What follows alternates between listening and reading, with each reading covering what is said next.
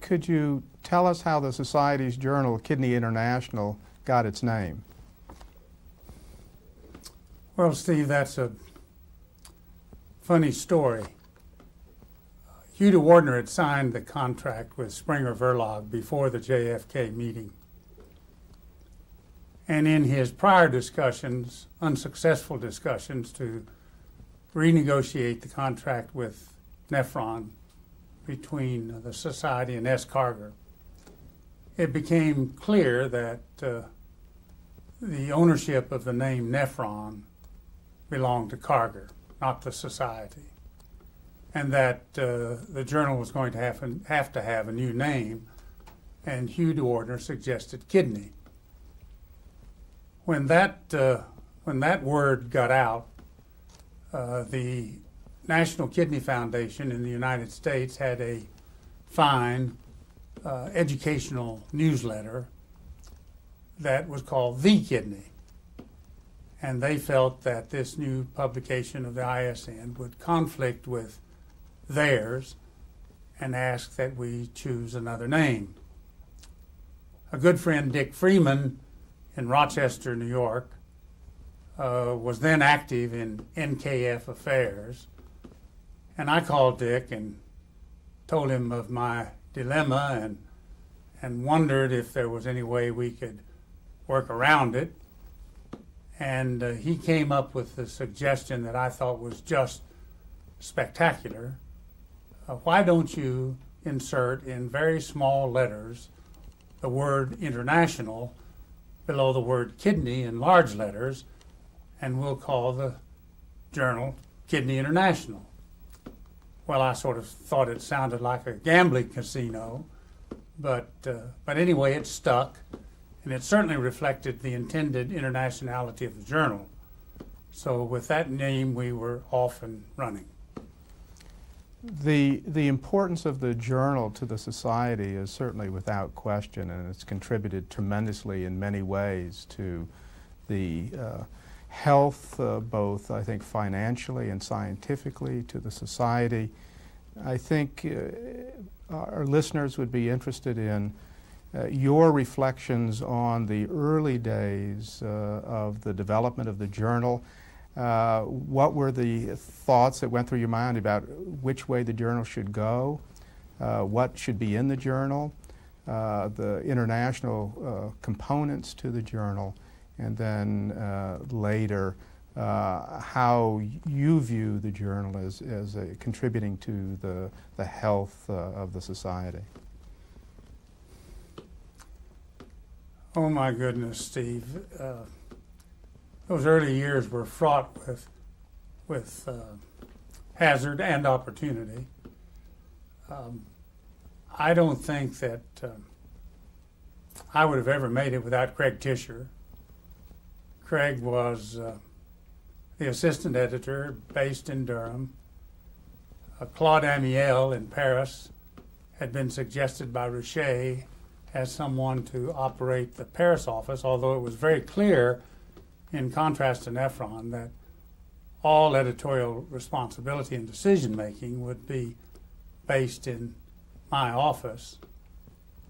But Claude Amiel, as time went by, proved to be not only a very good friend, but a wonderful assistant and associate editor in Paris.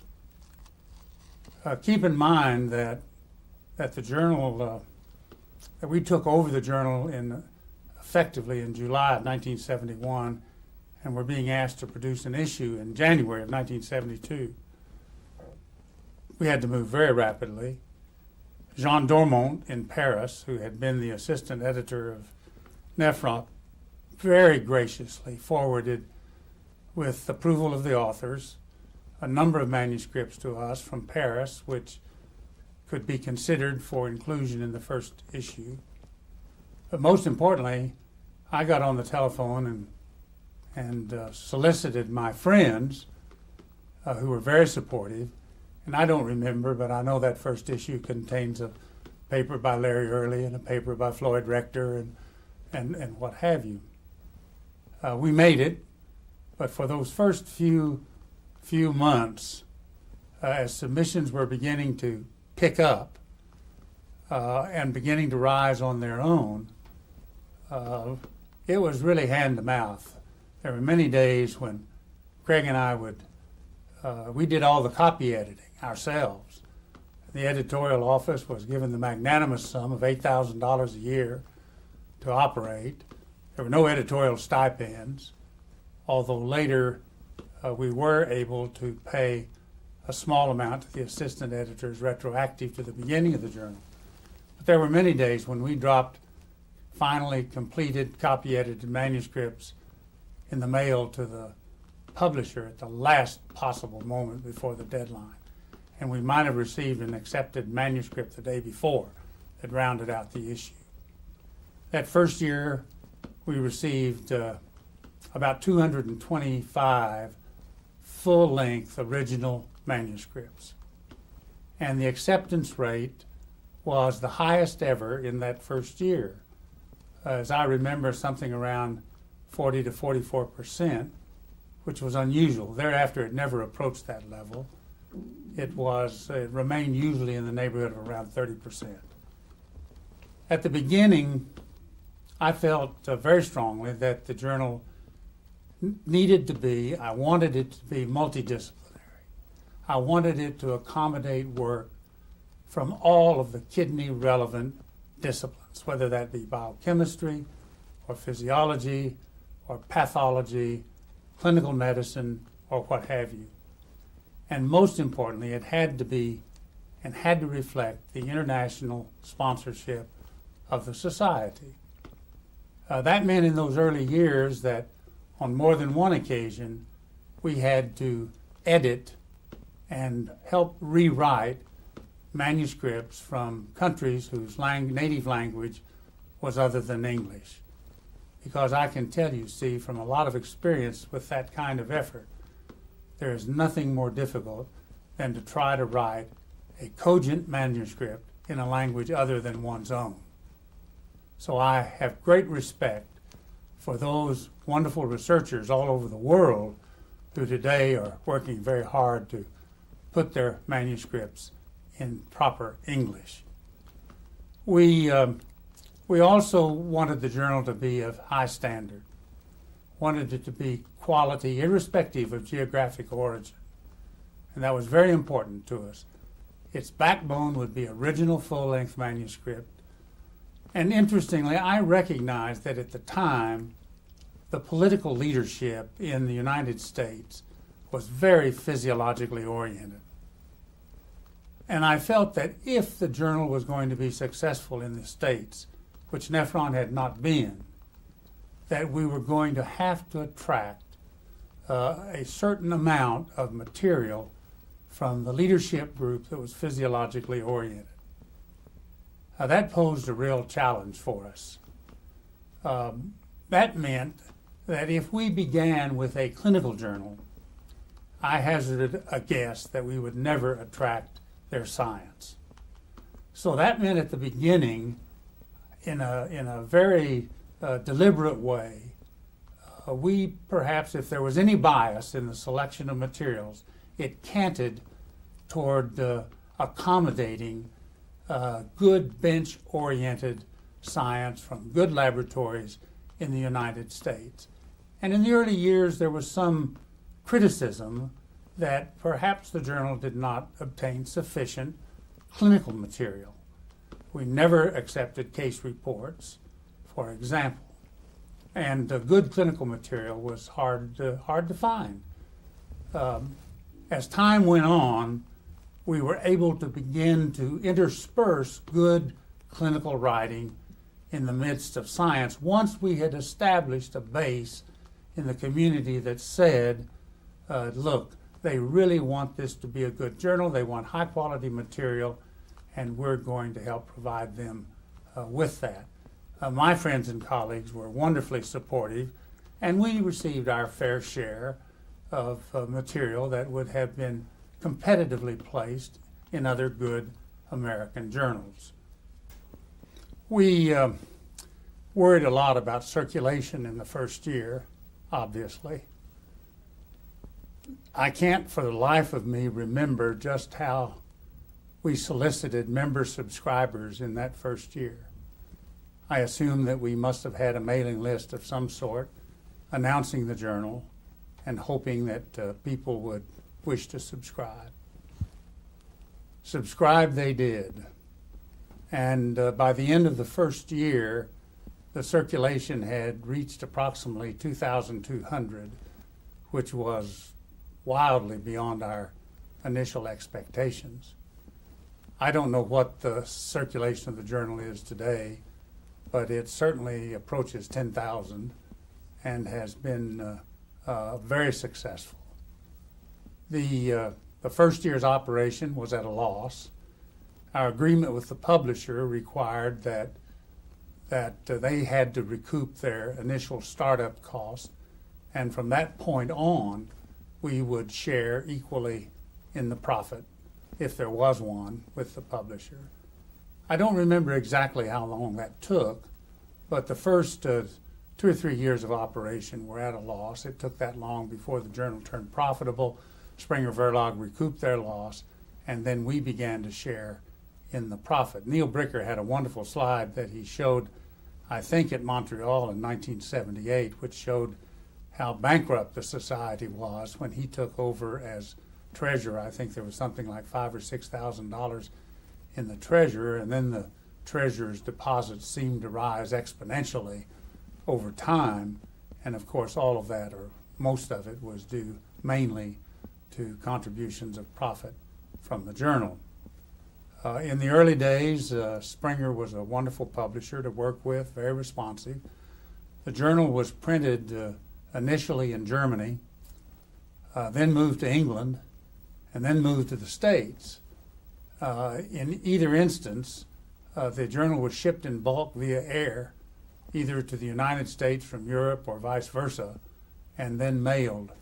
After it was moved to the United States and printed in this country, we airmailed the journal in bulk to Amsterdam, and then it was mailed to European subscribers. Japan remained a problem.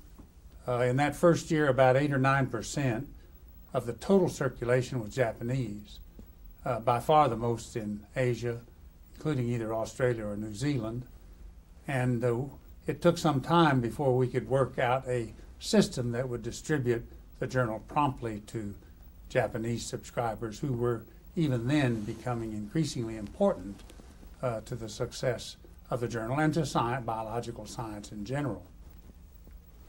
Could you reflect maybe a bit more on the contribution of the journal to the overall science of the society? How do you, as you look back on not only your years but subsequently the involvement of the journal scientifically, how you would view the journal as you look back on it as to its scientific contributions to nephrology? I think the journal clearly met a need. Like many Americans, I felt at the beginning that, or I questioned whether we needed another journal. I was very pleased with the journals we had. I think most Americans were.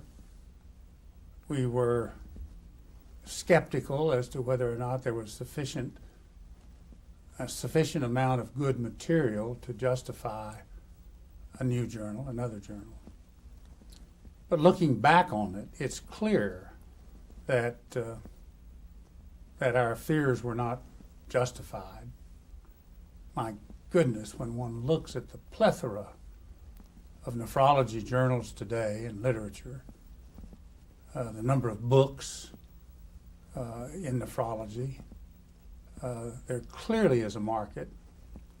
Now, I don't think all journals are of the same quality. I would like to think that KI has remained and is a high-quality journal. I think most would view it that way in the field. I like to think it's the leading journal in its field. Its competitor would be today the American Journal of Nephrology, in my view, which has become successful. But I think its major contribution, certainly to the society, was that it was the centerpiece, in my opinion, of societal programs for some time. I think it still is the anchor on which all else rests, economically, if for no other reason, because today the journal is enormously profitable. And in that first decade of its existence, the only real programs that the society mounted were its triennial congresses and the journal.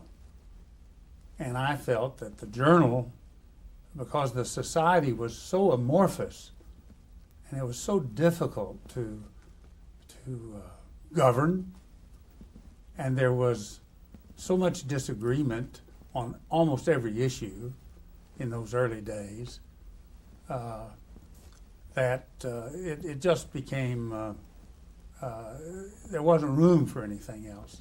Scientifically, I think that the journal today has finally reached, in most fields, not every field, the journal has never accommodated as much transplantation and transplantation biology as I would have liked. It does well in physiology, it does well in morphology, it does well in clinical nephrology, but there are small areas, genetics, I would say there's still work to be done, but it has moved a long way toward what had been my original objective, namely the creation of a multidisciplinary journal in nephrology that would accommodate any kind of research of quality relevant to the kidney. Its very size today speaks a lot of words to anyone who looks at the journal. It's a large journal. Submissions are way up over those we saw initially. I'm very pleased with, and I think it's contributed to, I don't think there's any question, but it's contributed both to the scientific stature of the society and contributed to the dissemination of knowledge in the future. Now, what is the future of journals in general in this era of the internet and the web and a host of other things? And I think, you know, we've, Tom Andreoli, who succeeded me as editor, took the journal into computer-based programming, and that was a major contribution then. But we need to look ahead and ask ourselves, what of the future? And that future is not completely clear to me, at least today. One of the areas of controversy, at least I'm told, was the coupling of society dues to receiving the journal. I think our listeners would be interested in having your thoughts about this controversy and how it was resolved. Steve, I think we need to begin at the beginning. Hugh DeWardner was president. Hugh is a decisive, action-oriented fellow. He was persuaded that something had to be done about the Carger contract, which led to something having to be done about the journal. Society had no money. In his view, there was no money to call a meeting of the executive committee. He did, on 2 occasions, assemble as many as he could who could afford to travel on their own hook. But the decisions that derived from those meetings were viewed as unofficial by others who were not there, perhaps appropriately, and that therefore Hugh had acted unilaterally without proper credentialing. And there is perhaps some truth to that. in my own view, as things have turned out, the society owes you a great debt of gratitude for his courage and leadership in that era. Many of the council, the executive committee, was spread all over the world. They only met once every 3 years at a triennial Congress. They were variously informed about the nuances of the issues because of their distance and the poor communication within the society, which had a very limited administrative structure. So that was the background, and Hugh felt that for a number of reasons that dues should be coupled, because, as I've said earlier, the journal would serve as a magnet for membership. We could keep the membership list straight, etc. There were a number of reasons for that. When that action was brought out, Hugh DeWardner was followed by Priscilla Kincaid Smith as the president, and Priscilla was deluged by complaints, especially from those in developing countries, who complained about the $30 a year for dues and subscription, and felt that it was too high, that people couldn't afford it. And there's truth to that. There's no question but that in parts of the world, $30 to subscribe to a journal is quite a challenge. Priscilla attempted to respond to that concern because I felt that she too felt that dues and subscription should be uncoupled, and that subscription to the journal should be an option of the individual and not a requirement. And she made quite a strong case on the behalf of that issue. Neil and Hugh and I and others were equally firm in our belief that dues needed to be coupled. And that issue rankled. Priscilla attempted to resolve it, as I remember, with a mail ballot of the executive committee, and the majority of the executive committee voted to uncouple dues and subscription by mail ballot.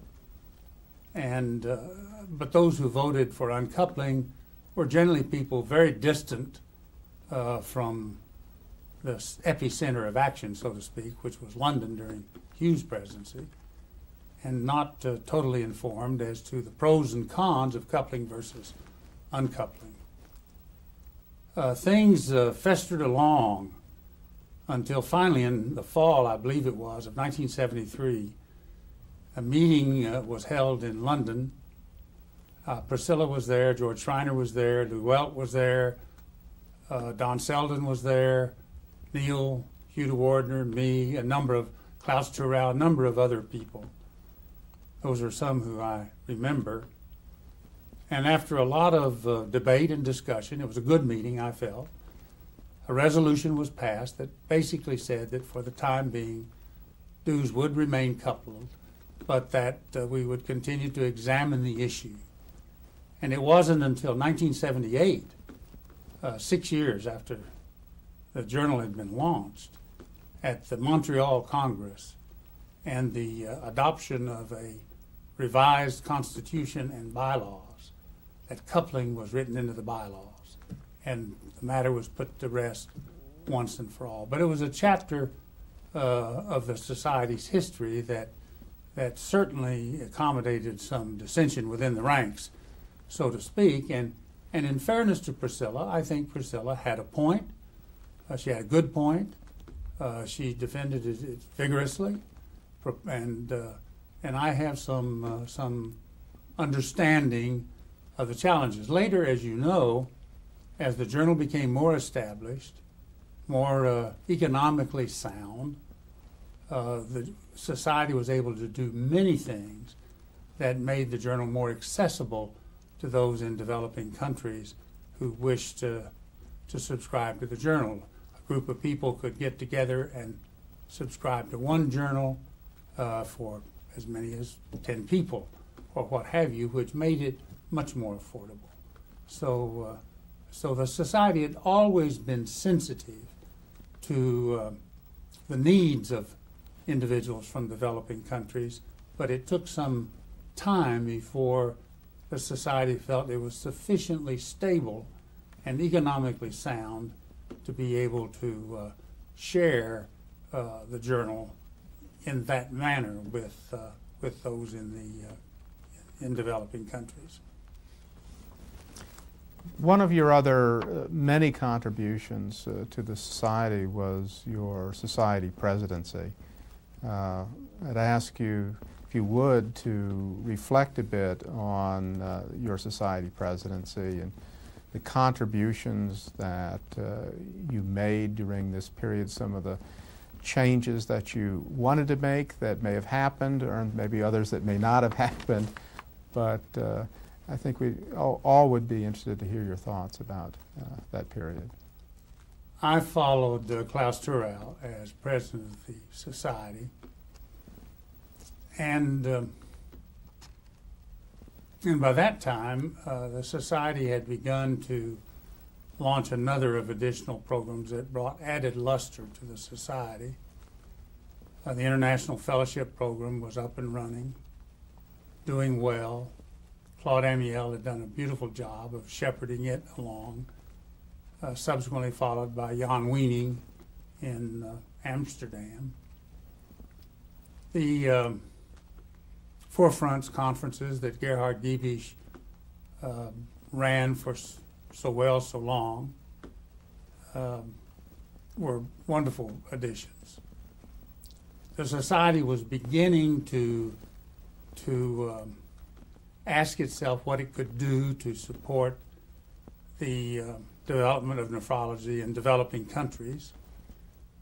Gabriel Richet, during his presidency, had launched a group of seminars, and actually Don Selden had, during his, had held one as well. These were meetings in developing countries that were canted toward individuals there. So there were a number of programs that were developing and doing well, and offered great promise of extending the purview of the society beyond just an elitist group of individuals practicing high science with high standards. And we were pleased by that. So looking at what I might do, it seemed to me that, among other things, the society's congresses needed a look. They'd been held every 3 years since the beginning. It meant that their formats were more or less the same. They were heavily laden with what I might call topical reviews, state-of-the-art presentations, either in symposia or plenary lectures. I had never felt that the free communication sessions always accommodated the first presentation of discovery. And I felt that their programs needed a hard look, and maybe their frequency.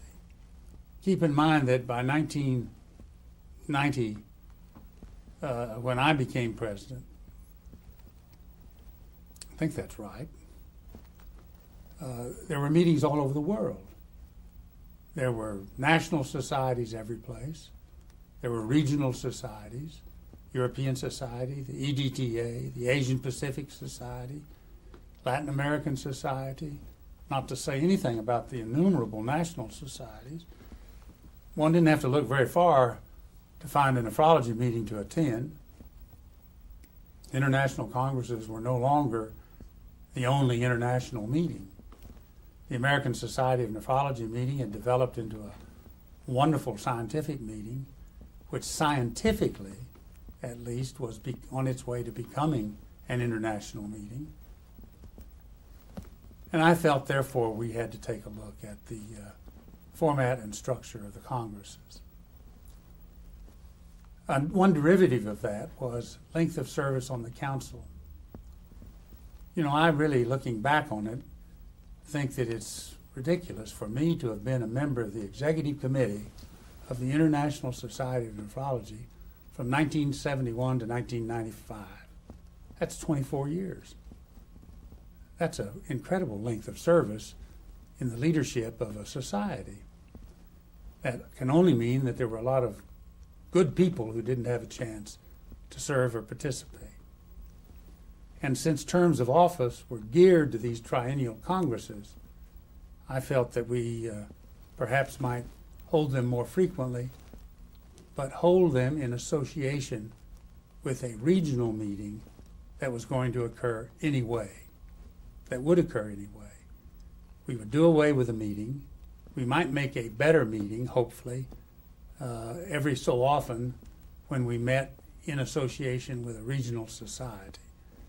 So I set that process in motion, not understanding at first how political it would become. It took a big selling job to a lot of folk who wanted to know what our motive was. My motive was very simple. I just wished to do away, if you will, with the Triennial Congress by strengthening them in a combination meeting with another society. The first societies that volunteered for that were the Asian Pacific Society and the Australian Society when we met in Sydney and held the Congress there. The Council and the Executive Committee of the ISN approved the recommendations. And so that meeting was scheduled in combination with those two societies. We've just had the meeting in association with the Latin American Society in Buenos Aires. And then, of course, the big meeting coming up in almost 2 years from now will be a conjoint meeting with the American Society of Nephrology in San Francisco under Tom Andreoli's presidency. So I think, and I hope that that system works. I think that it has effectively done away. Antecedent to that, and with a lot of help from Barry Brenner, who helped chair a couple of retreats which looked at all of the society's programs and asked a number of questions. I had 2 retreats at the beginning of my presidency with as many members of the executive committee as could be assembled and the council, one in Florida, and Barry held one in Canada. And the outcome of that led to increasing the frequency of the ISN meetings, but also recommending that we take a look at the format. So that led to the adoption of what has come to be called the theme format, which was first tried in Jerusalem at my meeting. And basically that said that each Congress would not necessarily try to cover the waterfront of the entire field in terms of invited speakers and what have you, but that certain themes would be identified and focused on in depth, and that theme might conceivably run all week on each day of the Congress, however long it lasted, and that therefore one could move sequentially from relevant basic science to relevant clinical understandings as one moved through that theme. It hadn't quite worked out that way in some meetings, I think largely because organizing committees and program committees find it incredibly difficult not to accommodate everything, especially if it's good. And there's some merit to that. And it gets very hard with free communications to say, well, we're not going to accept any free communications except those that deal with acute renal failure or whatever happens to be the nature of a theme. So I do think it was successful. I felt that I was admittedly close to the scene and what have you. I thought the Jerusalem meeting was a very successful venture in that way, and Joe Rosenfeld deserves a lot of credit for bringing that off. The Buenos Aires meeting and the Sydney meeting as well adopted a modified theme format, and I think that was a contribution. It also meant that now you were no longer a member of the council for 9 years after election. And since your term of office is geared to the frequency of the Congresses, that reduced the length of service as a counselor from 9 to 6 years. And I thought that was a good derivative of that decision. So turnover is more frequent among the leadership, and I think that exposes more people with an opportunity to play a role in the Society's programs. Now, the second area where I made an entry, but not as much of one as I would have liked. Previous presidents had all appropriated monies for ventures in developing countries. And I felt very strongly that that an international society, that there was one thing we could do and should be doing that no other society in the world was equipped to do. And that was to assist in whatever way possible the growth and development of nephrology in countries that were less fortunate than those in the West or Japan or where have you. And so I had identified Central and Eastern Europe as an area of special interest on my part. I didn't get to do as much as I would have liked, but I've been very pleased that John Dirks and Barry Brenner and Bob Schreier and others subsequently have picked up what's now acronymically, to coin a word, called the COMGAM program, and extended the Society's purview extensively into developing countries all around the world. And I think that's a function that this society can do uniquely and do very, very well. And I've been pleased to see that that program take off and go. I'd like to go back for just a minute and get your thoughts with regard to the journal, particularly with the after your tenure as editor, the transferring of that editorship to Dr. Thomas Andreoli. Well, of course, Tom Andreoli and I have been friends and colleagues for a long time, since Tom came to Duke as an intern in 1960. I was very pleased when, after examination by Richet, who was then the president, that Tom was selected as my successor. Tom's done a wonderful job. He has been blessed by good support, as I was. I mentioned earlier that Craig Tischer was a tower of strength in the first 5 or so years of the journal's life. And he was followed ably by Vince Dennis. Vince was just a trooper all the way. Wonderful job, good physician, great bench-oriented scientist, and he was a wonderful helper, and more than a helper. Vince was perfectly capable of operating the journal himself, and did. When I came to Vanderbilt in 1981, I still was editing the journal, and Vince and I had a little bit of a complicated circumstance where we had to pass manuscripts back and forth between Durham and Nashville with some frequency. But the system worked well, and I don't think we lost much time at all. Richet recognized that the journal needed to be transferred, should be transferred in due course. I certainly was beginning to think it was time. I'd edited the journal for the first 13 years, I think it was, and transferred the journal to Tom at the beginning of 1985. That transition, I think, went smoothly and well. Tom was then in Houston, and one can only look at the success under Tom's leadership to know that he was the right choice. He was in the right place at the right time and did the right job. Saul O'Clar has the journal now, and I've been equally pleased with what Saul has done. So the society has been really fortunate, I think, to have two good successive editors. You know, I can also remember with some fondness another component part of the journal. I was very nervous when Geordie Cohen, who was then in Boston, called me with a suggestion that perhaps the journal might accommodate a piece that was more or less, but yet different, from the CPC format in the New England Journal of Medicine. That would be a case presentation, a discussion in a scholarly way. And we proposed that that might be called Nephrology Forum, which, as you know, is now a very important part of the journal. I don't remember the year in which I was approached exactly, but it may have been in the late 70s.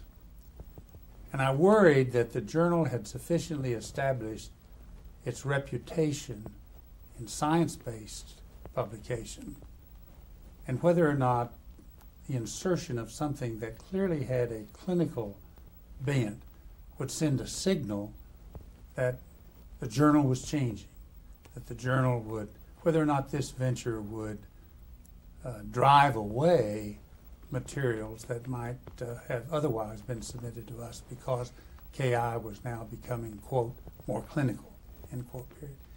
Yet at the same time, I realized that the overwhelming majority of subscribers to this journal are clinically oriented people, overwhelmingly. And therefore, I was very nervous about it. As things have turned out, I shouldn't have been at all. It probably has become the single most popular feature of the journal. Jordy and his colleagues, John Harrington, who runs it still today, had just done Jerry Kassir, done a wonderful job with that program. Jerry, I think, had to drop out when he became editor of the New England Journal, but it's had an incredible run, and it's not an easy thing to put those things together and again reflect internationality. And both Harrington and Cohen have done a wonderful job of doing that. So I'm looking back on it, it was the right decision at the right time, although it was one I entered into with some nervousness at the time. One of the other features of the journal are the symposium issues or special issues. Maybe you could reflect a bit on that as a component to the journal. I tried to make it clear at the beginning. I was absolutely besieged with requests to publish proceedings of various meetings. I think the one thing that helped make the journal attractive in the early years was the solicitation of abstract publication from national societies. You know, for a long time we published all the ASN abstracts until the ASN started its own journal. The EDTA abstracts of other meetings of other national societies. I think that added to the attractiveness of the journal. I think that there were some who felt that was not a good step. I can remember Jack Orloff saying to me, "You're going to do what? You're going to publish those abstracts? Are you going to be an abstract journal?" he said. But politically, I know it was the right move for the journal's eventual success. The other question, Steve, was what? The special issues or symposium issues? Oh, as I said, I was just deluged with requests to publish proceedings of various meetings around. And the papers that were submitted to those meetings were of very uneven quality. I finally agreed to do it on condition that it was made clear to all submitters that their paper would not necessarily be accepted, that it might be edited for clarification if nothing else, and that but they would not be peer reviewed. At least the early supplements were not subjected to peer review, and I tried to make that clear to the readership, that these were basically proceedings. Now, that's not necessarily true of invited symposia. The responsibility of the review of invited symposia issue where someone would say, "Gee, we'd love to have a paper from you, Steve, in this symposia on whatever." that the responsibility of that was the guest editor. If the guest editor wished to subject his solicited manuscripts to peer review, that was his prerogative, but that the editorial office would not do that. We would assume that the submissions of those supplements, those symposia, had been appropriately reviewed to the satisfaction of the guest editor. And that's the process that we adhered to during my tenure. Now, I don't know whether Tom and Salo have subsequently modified that or not. The world usually requires modification as we go along, so I suspect that they have modified that approach to some degree. I know this may be a difficult question for you to answer because of your so many contributions to the society, but which of those contributions, as you look back and reflect on them, are you most proud? Oh, I don't think there's any question that KI is the thing of which I'm most proud. I think in retrospect, KI has been a very successful publishing venture. Like all medical publishing, I think that its style and format and future in this era remain to be protected and examined and maybe reestablished. I don't clearly understand the future of medical publishing, where it's exactly headed, although change is in the air. I think that it's clearly something, though, that I'm proud of. I was ready for a change. I've always had a short attention span. And whether it was teaching or doctoring or researching or editing or administering or whatever, and I was ready to do something different. The editorship of KI came along at just the right time for me. It was a bit of surprise in retrospect. I had no prior editorial experience. I didn't know Hugh DeWardner. Hugh DeWardner didn't know me. I didn't know Richet. He didn't know me. I didn't know Claude Amiel. He didn't know me. All of this happened on Neil Bricker's recommendation, I think. I was stunned when the telephone rang one day and Neil said, "Would you like to be editor of Nephron?" Nothing had ever entered my mind. I was a subscriber to Nephron. I thought it was an okay journal. I didn't think it was a superior journal. I was absolutely stunned. But I warmed to the idea, and then Craig and I just, I put hours into that journal initially, long hours. And I'd like to think that it established the journal as a credible venture. And I felt equally strongly that an editor, that an author needs an advocate. And if anyone is in a position to become an advocate of the author, it's the editor. I felt that in this country where we pay homage every day to peer review, for lack of a better system, that sometimes we may tend to overdo it just a bit as well. And it's the editor's job, in my view, to be sure, if he or she can, that there's balance between the comments of a referee and the point that the author is attempting to make, or the design of his or her study, or whatever.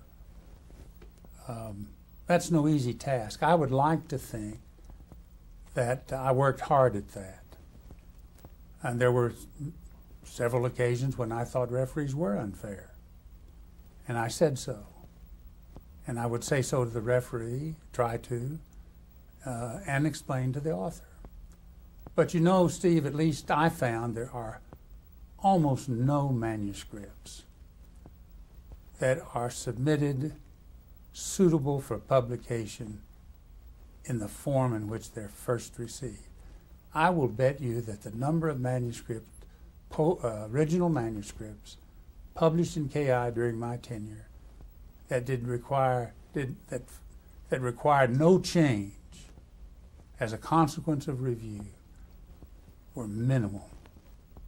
Now, those changes may have been minimal themselves, or minor, or what have you, but a pristine manuscript is a wonderful thing to behold, and occasionally one comes along, but they really are very unusual for the most part. At least I always found it. So I think that that some people have said to me in the past that it was obvious that I had read each manuscript, and I did read each manuscript, and I worried over those manuscripts. As I became more experienced and more efficient at this, there are also some manuscripts at the bottom of the pile that you just know are not going to make it. I mean, from the reviews, from just a cursory glance, and I came to the point where I didn't spend a lot of time with those manuscripts.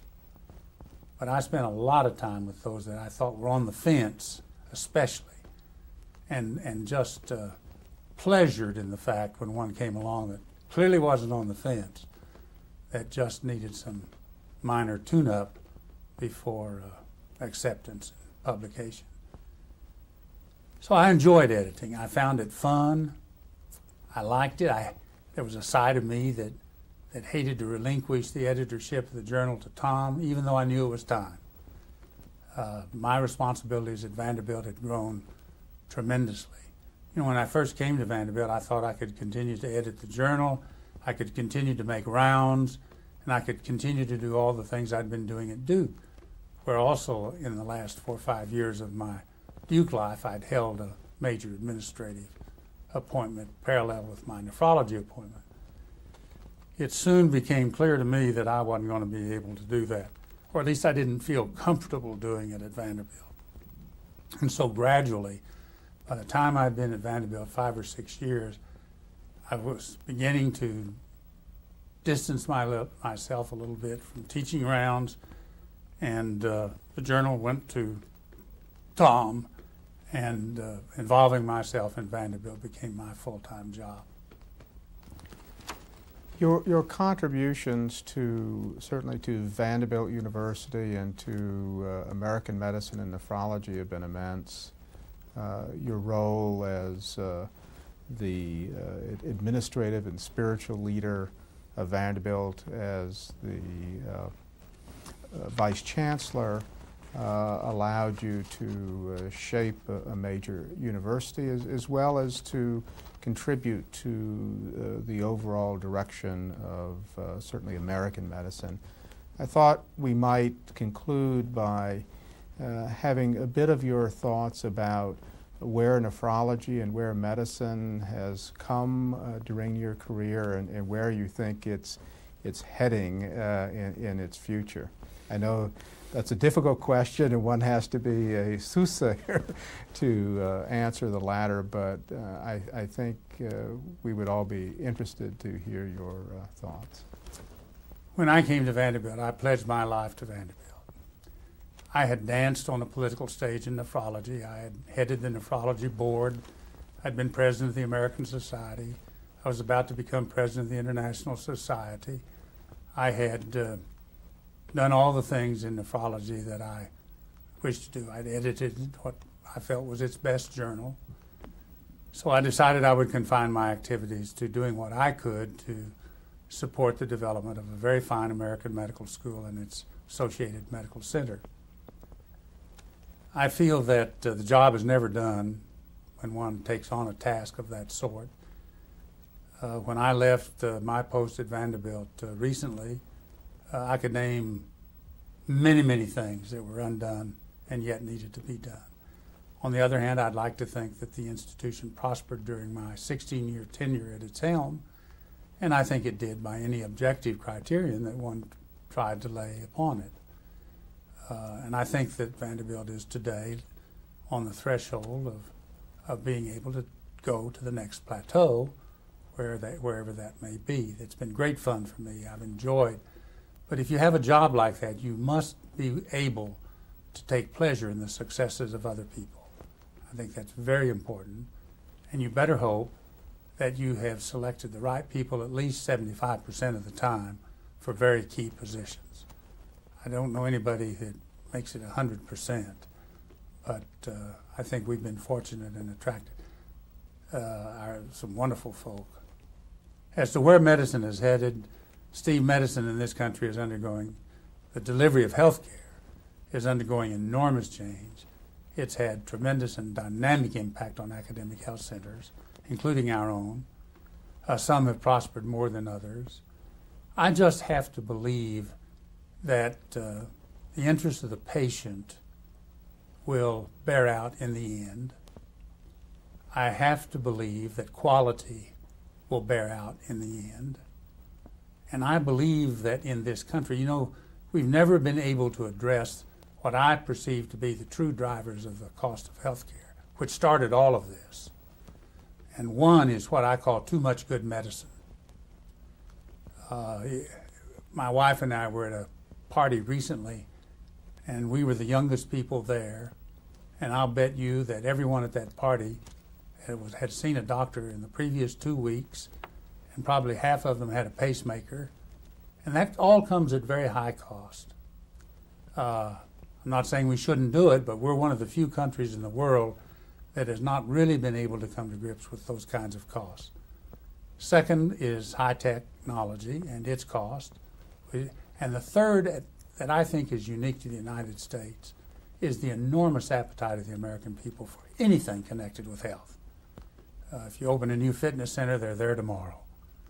And it's just, but managed care is here. We're going to have to live with it.